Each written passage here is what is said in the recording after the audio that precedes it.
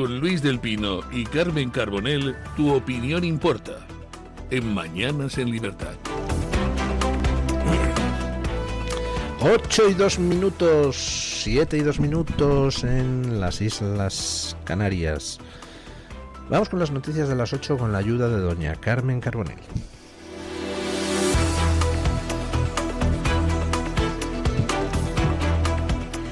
Actualizamos la información a esta hora de la mañana contándoles que Santiago Abascal y la Fundación Disenso han reaccionado al enfrentamiento de Pedro Sánchez con Estados Unidos, publicando varios mensajes en inglés para recalcar que Pedro Sánchez no está actuando como representante del conjunto de los españoles, ya que sus decisiones no reflejan la voluntad real de España. En la red social X, Abascal afirma que Sánchez no representa a España y le acusa de liderar una mafia corrupta. El líder de Vox explica que los españoles son rehenes de su gestión y concluye reclamando unas elecciones anticipadas.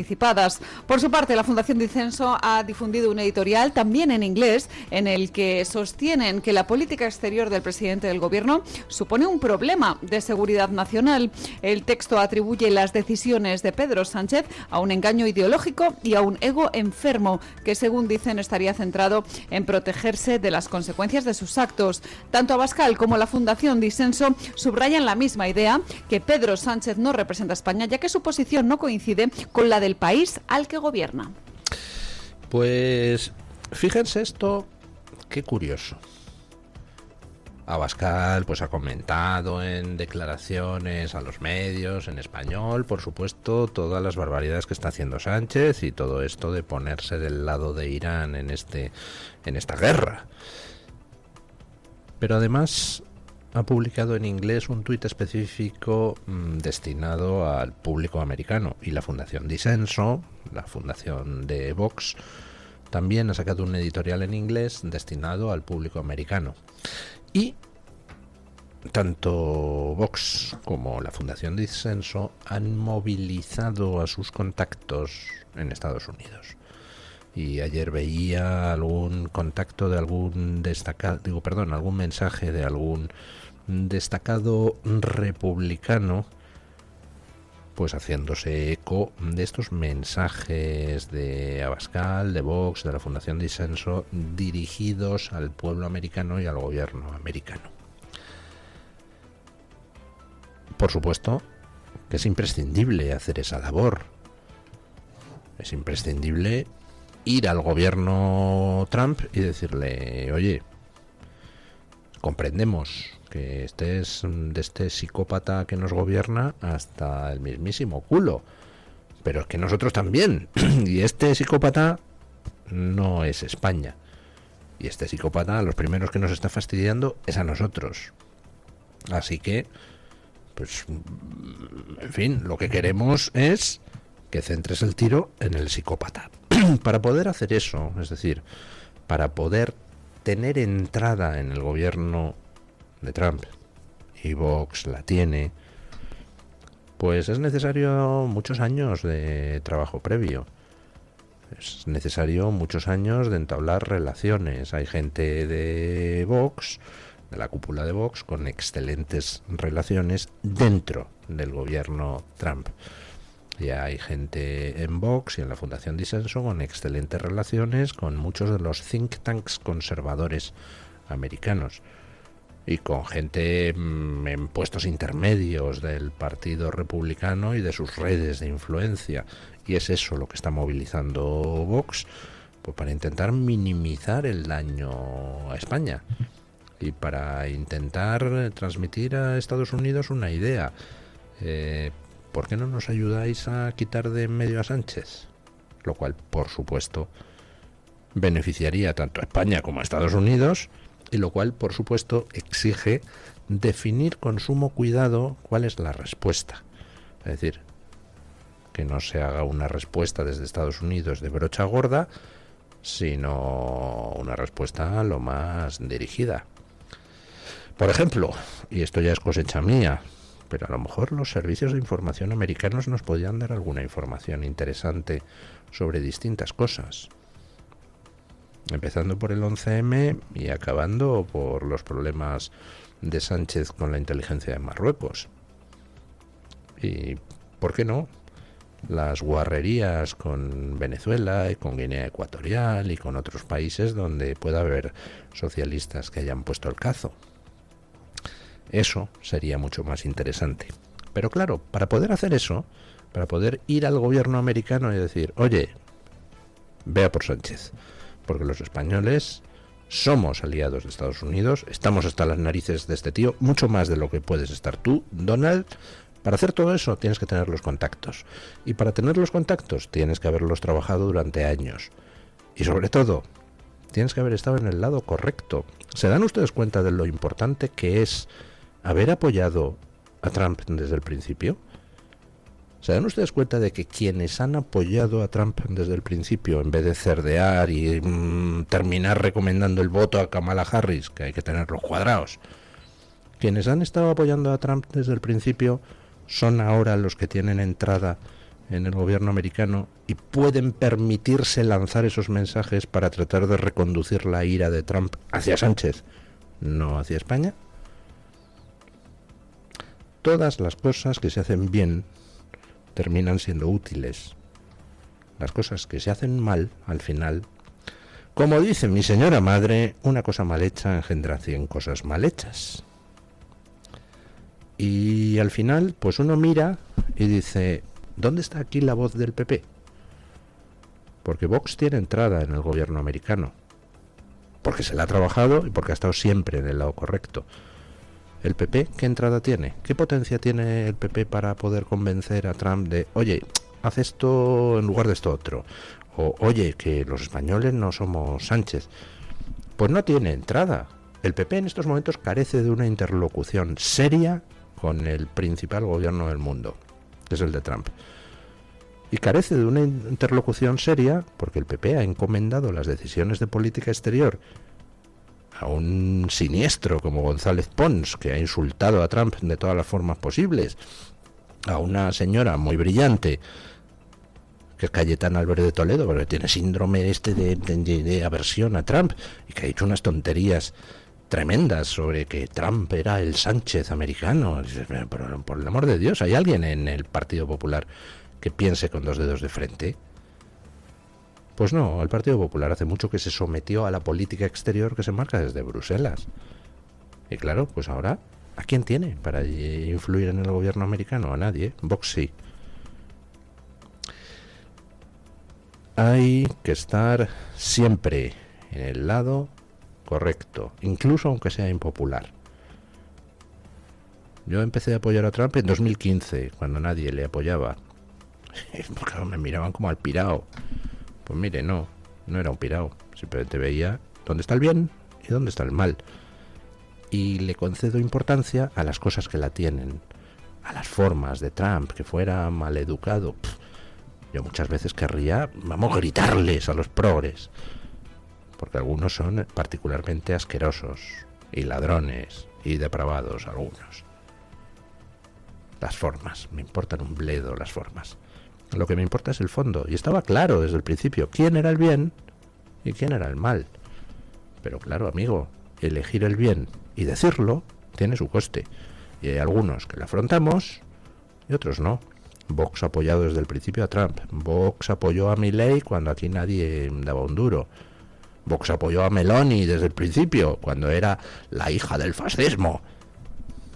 Ahora resulta que Meloni es el colmo del ultracentradismo para todos los que antes la insultaban.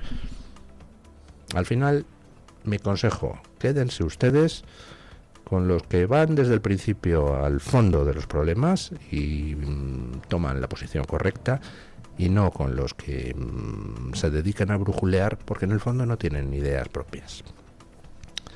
Bueno, hablando de insultos, hombre, el Wall Street Journal acaba de definir a Pedro Sánchez: un tonto útil de Irán. Escuchen. Les hablamos ahora de cómo se está percibiendo este movimiento del presidente del gobierno, Pedro Sánchez, en el resto del mundo. El prestigioso periódico estadounidense Wall Street Journal ha publicado un editorial muy crítico con la posición de Pedro Sánchez. El diario estadounidense señala que España es la única excepción dentro de la OTAN que no ha permitido el uso de las bases conjuntas para las operaciones en la región. El texto sostiene que Teherán aún cuenta con países que, a su juicio, facilitan indirectamente sus intereses, como es el caso de España, que está impidiendo el acceso de Estados Unidos a sus bases, por lo que está colaborando con la teocracia iraní. El editorial repasa los ataques de Irán en Oriente Medio, que han afectado a Emiratos Árabes, a Qatar, a Arabia Saudí y a otros países, y describe cómo esta ofensiva está provocando que más gobiernos de la zona y aliados europeos se alineen con Estados Unidos. En contraposición a España, el Wall Street Journal menciona la postura de Reino Unido, de Francia, de Grecia o de la propia Unión Europea, quienes se han involucrado para reforzar su implicación en la seguridad regional. Por tanto, frente a este movimiento, Pedro Sánchez y España aparecen como socios que se desmarcan de la respuesta occidental liderada por Estados Unidos. Bueno, tonto útil le llama de Irán. Sí, lo es. Lo que pasa es que no es un tonto útil ingenuo. Es un tonto útil de los de poner el cazo, como Borrell. Habría que ver dónde está ese cazo. Es decir, qué beneficios esperan obtener. Pueden ser beneficios directos, indirectos, colaterales. Por ejemplo, alguien que toma una postura contraria a su propio país pensando en obtener un beneficio electoral, pues está poniendo el cazo. Está tratando de sacar un beneficio personal y no le importa sacrificar a su país. Eso es Sánchez. Eso es Borrell, a quien tampoco le importó sacrificar a los venezolanos. Borrell es, vamos, repugnante no, lo siguiente.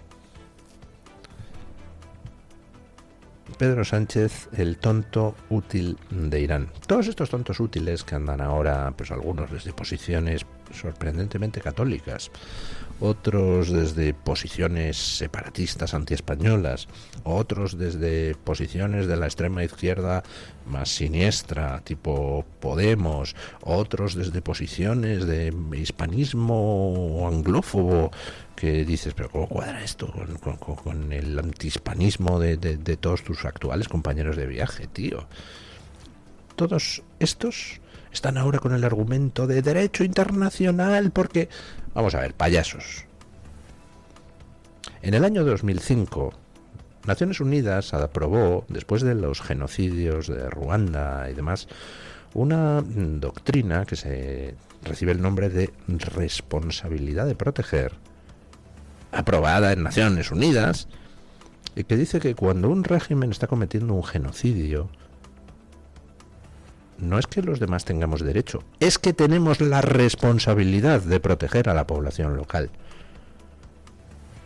Eso es doctrina de Naciones Unidas. ¿Qué me estáis hablando? ¿De qué derecho internacional habláis? ¿Del derecho del siglo XX? ¿Del XIX? ¿Del XVII? ¿Donde los países podían hacer lo que quisieran con su población local? No, hombre, no. Las cosas han cambiado. Y ahora existe esa responsabilidad de proteger. Antes de la Segunda Guerra Mundial, la doctrina era esa. Allá lo que hagan los países en el interior de su territorio. Y las potencias occidentales se cruzaron de brazos mientras venían cada vez más informaciones de cómo en Alemania se estaba a los judíos masacrándoles, expulsándoles de la vida pública. Eran problemas internos de Alemania. Allá los nazis, que hagan lo que quieran. Se cruzaron de brazos. Léanse ustedes mi libro de la dictadura infinita, donde se cuenta esa historia asquerosa de cómo todos dejaron que Alemania hiciera lo que quisiera con sus judíos. Lo único que no quería era que les mandara a los judíos a ellos.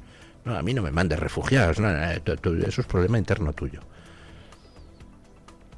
Bueno, pues esa doctrina repugnante se acabó hace mucho tiempo. Y ahora estamos en la época de la responsabilidad de proteger. Insisto, vayan ustedes a Naciones Unidas, sus resoluciones, busquen eso, responsabilidad de proteger. doctrina aprobada en 2005. Con lo cual, no solo hay derecho a entrar en un país en teoría soberano, habría que ver si un gobierno ilegítimo representa la soberanía, pero eso de entrar en un país soberano, pues sí, no solo hay derecho de entrar si ese país está masacrando a su propia población, sino que existe, según Naciones Unidas, el deber de hacerlo. Solo hay una cosa que se interpone entre esa doctrina y lo que está haciendo Estados Unidos, y es que se supone que es el Consejo de Seguridad de Naciones Unidas el que tiene que aprobar. Efectivamente, aquí hay un genocidio, aprobamos entrar. Pero claro, eso plantea un debate interesante.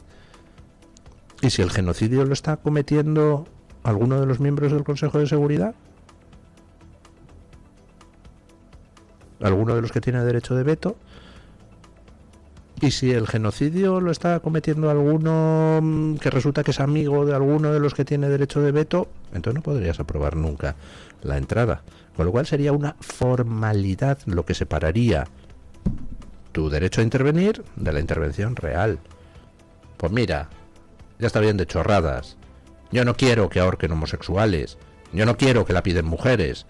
Yo no quiero que gentuza se dedique a masacrar a su población. Y me toca mucho los pies que toda la izquierda occidental siempre se posicione del lado de sus asesinos asquerosos con las manos manchadas de sangre. Está bien, ¿no? Que no se respeta el derecho internacional. Meteros el derecho internacional por el mismísimo orto. Todas las iraníes y todos los iraníes celebrando en todas las calles del mundo que se derroque a este gobierno asqueroso, igual que todos los venezolanos en todas las calles del mundo celebrando que se derroque al gobierno asqueroso, y todos los progres de partidos políticos, medios de comunicación. ¡Uy, el derecho internacional! Gentuza, os importan un bledo el derecho internacional y cualquier cosa, pero simplemente para vuestros dictadores amigos de vuestra cuerda, que a lo mejor pues son los que hacen fluir los dineritos por las redes adecuadas, entonces a eso se les puede permitir que hagan lo que quieran. Pues no, se acabó. Hay un nuevo sheriff en el barrio, ¿qué le vamos a hacer? Y se llama Donald Trump. Bueno, ¿y cómo va la guerra? Pues no va mal. Es una guerra que va a durar tiempo, pero por lo pronto se comprueba lo que cabía imaginar, que día a día se reduce la capacidad de lanzamiento de misiles por parte de Irán, como es lógico. En este cuarto día de guerra, las fuerzas internacionales están constatando que el poder de los ayatolás va menguando y es que se va reduciendo día a día el lanzamiento de misiles iraníes. No obstante, la teocracia iraní insiste en que va a seguir respondiendo con más ataques en la región y amenazando a los países europeos de que cualquier implicación será considerada un acto de guerra con posibles represalias. De hecho, la ofensiva contra el régimen dictatorial de Irán ha dado un nuevo asalto con el bombardeo sobre el edificio de la Asamblea de Expertos de QOM, el órgano encargado de elegir al líder supremo. Según fuentes israelíes, las instalaciones localizadas en Teherán quedaron destruidas en un ataque que también alcanzó al complejo presidencial y el Consejo Supremo de Seguridad Nacional. Por su parte, el presidente estadounidense Donald Trump ya ha anunciado que la campaña puede prolongarse 4 o 5 semanas o incluso más. Bueno, pues lo que cabía esperar. Si el primer día se lanzaron 250 misiles por parte de Irán, pues al cuarto día solo se han lanzado 50.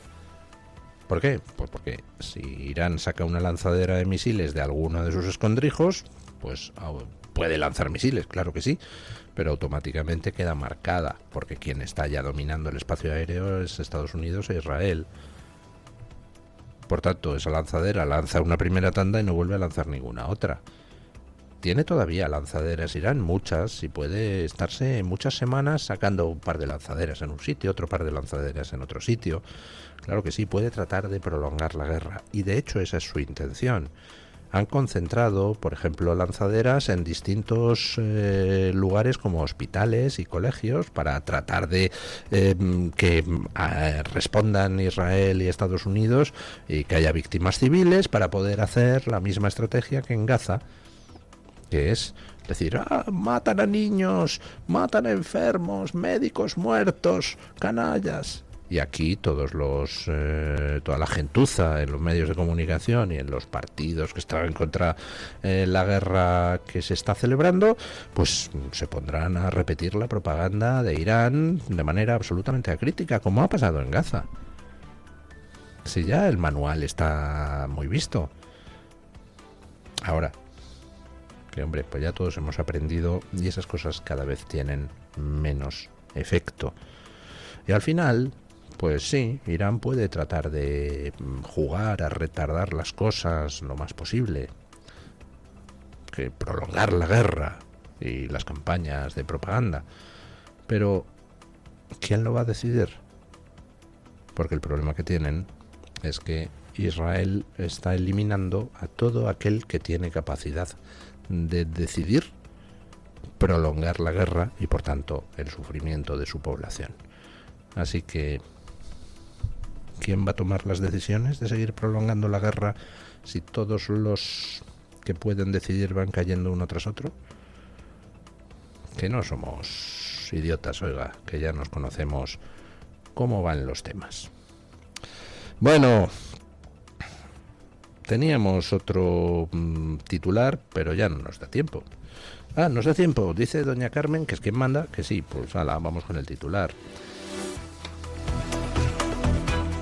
Así es, don Luis. Terminamos con una información de hondo calado, porque la Guardia Civil ha detenido a 6 personas en operación por presunta corrupción en Teruel, relacionadas con las energías renovables, concretamente con la energía eólica, con los molinos de viento de Forestalia. Entre los detenidos hay cargos del Ministerio en época de Teresa Rivera, la que ahora es comisaria europea, como es el caso de Eugenio Domínguez, el ex subdirector de Evaluación Ambiental del Ministerio de Transición Ecológica. Se está investigando a Eugenio Domínguez por la posible adjudicación de forma irregular de permisos para proyectos eólicos y fotovoltaicos a Forestalia, a cambio de contraprestaciones económicas que estaban canalizadas a través de diferentes sociedades. Y es que, curiosamente, mientras Domínguez estaba ocupando en el cargo, las licencias de Forestalia avanzaron sin apenas trabas, dado que los expedientes pasaban directamente por sus manos. Según publica The Objective, tras su salida en el año 2023, las declaraciones de impacto ambiental de la empresa fueron rechazadas. La actual ministra en el cargo, Sara Gessen, dijo en el Senado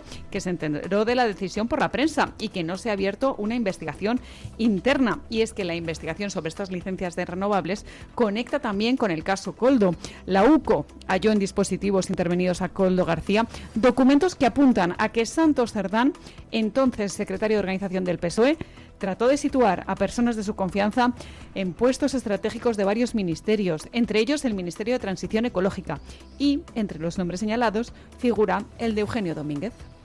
Antes les comentaba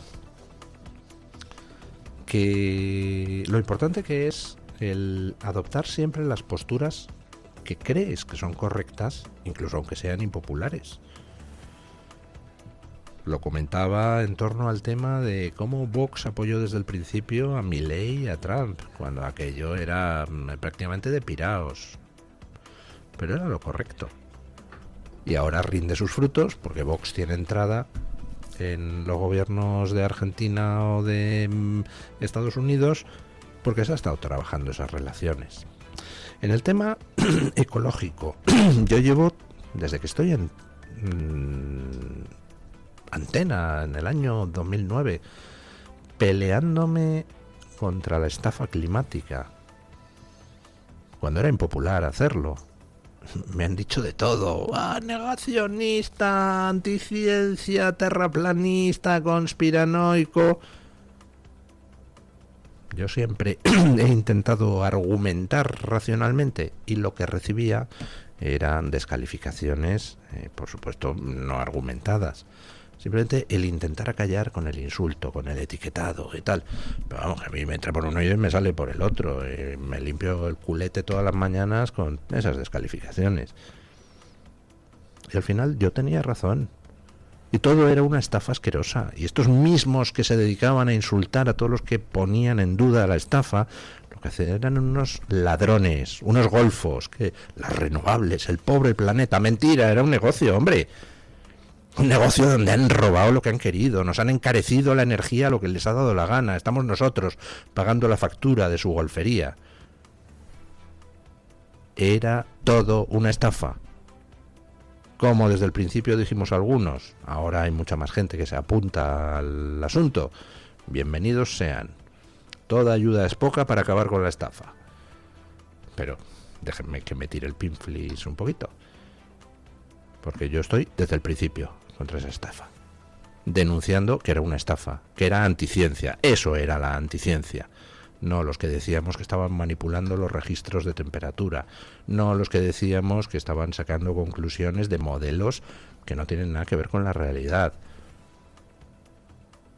Nosotros éramos los que adoptábamos una postura científica.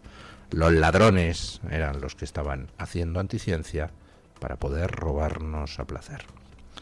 Bueno, vamos con la información del tiempo con la ayuda de doña Carmen Carbonell. Vamos con 2 minutos de retraso, ya se lo dije yo, no teníamos tiempo porque soy muy pesado. Bueno, vamos con la información del tiempo con la ayuda de doña Carmen y después pausa publicitaria y a la tertulia.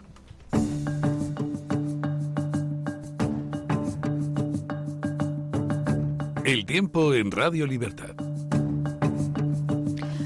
Hoy comenzamos el día con aviso por lluvias fuertes y tormentas en Andalucía, en Castilla-La Mancha y en la Comunidad de Madrid, con posibilidad también de que se extiendan por Extremadura con acumulados significativos en el estrecho. Y es que, tal y como les contábamos ayer, la borrasca Regina sigue avanzando. Ahora está situada sobre Marruecos y se está moviendo hacia el mar de Alborán, por lo que mantiene la inestabilidad en buena parte de nuestro país. Por tanto, la mitad sureste tendrá cielos cubiertos, mientras que en el resto de la península irán aumentando las nubes, salvo en el Cantábrico y el noroeste.